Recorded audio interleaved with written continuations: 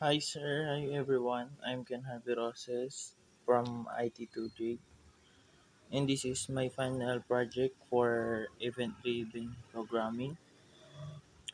So I developed a library management system that aims to store, to display, edit, delete, and create lib- and library book records for documentation.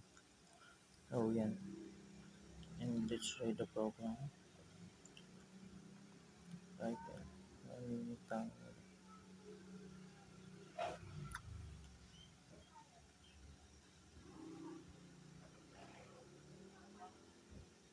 mm,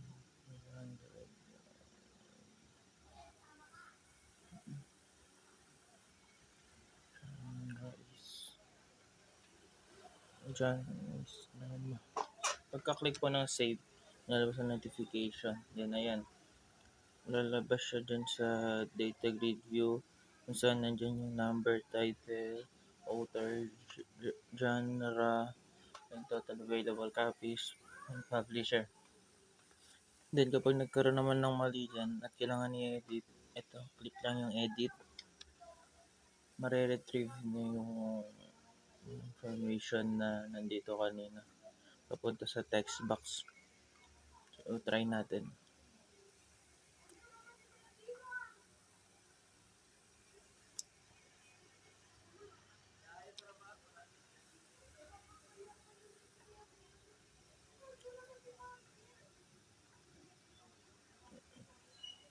Yan, pagka-click na po ng update, yan, successful record updated.